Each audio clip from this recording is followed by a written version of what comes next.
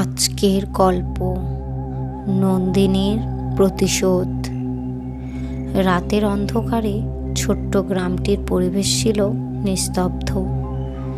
গ্রামটি ঘন জঙ্গলের পাশে অবস্থিত। সেখানে সন্ধে নামলেই ঝিঁঝি পোকাদের ডাক ছাড়া আর অন্য কোনো শব্দ শোনা যেত না। এই গ্রামের মানুষরা সূর্য ডোবার আগেই ঘরের দরজা জানলা বন্ধ করে দিত, কারণ গ্রামের লোকরা জানতো অন্ধকার নামলে জঙ্গলের গভীর থেকে ভয়ঙ্কর কিছু বেরিয়ে আসে। রাতের এক গভীর মুহূর্তে গ্রামের যুবক রাহুল বন্ধুদের চ্যালেঞ্জ গ্রহণ করে জঙ্গলে প্রবেশ করে।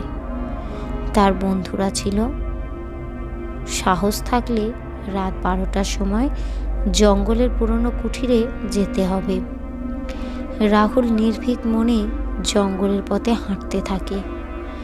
চাঁদের ম্লান আলোয় পথ দেখা যাচ্ছিল না।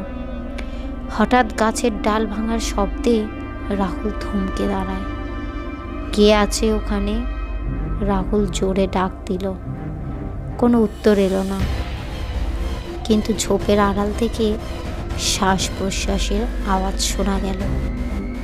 ধীরে ধীরে একটি ছায়া তার দিকে এগিয়ে আসতে থাকে।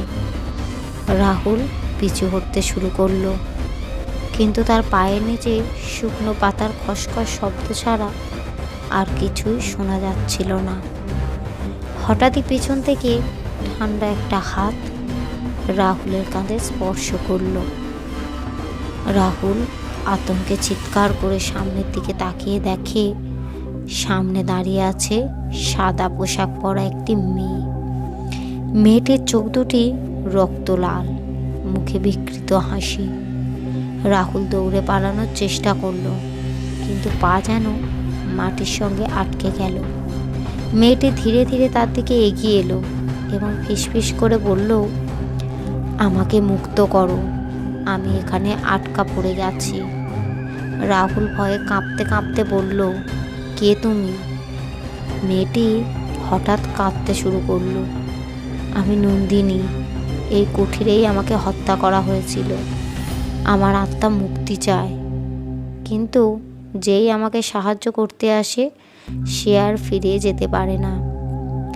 হঠাৎ মেয়েটির চেহারা বিকৃত হয়ে গেল, তার মুখ থেকে রক্ত ঝরতে লাগলো। রাহুল চিৎকার করে উঠে পড়ল।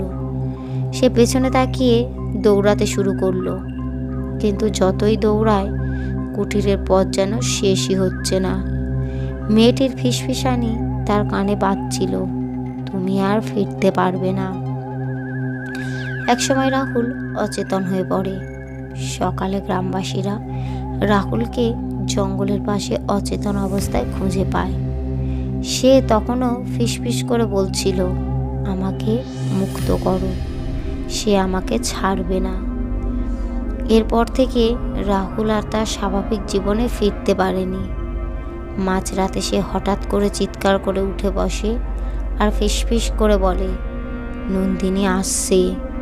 গ্রামের মানুষ এখনও রাতে সেই জঙ্গলে যাওয়ার সাহস করে না, কারণ তারা জানে অন্ধকারে এখনও নন্দিনীর আত্মা অপেক্ষা করছে মুক্তির জন্য।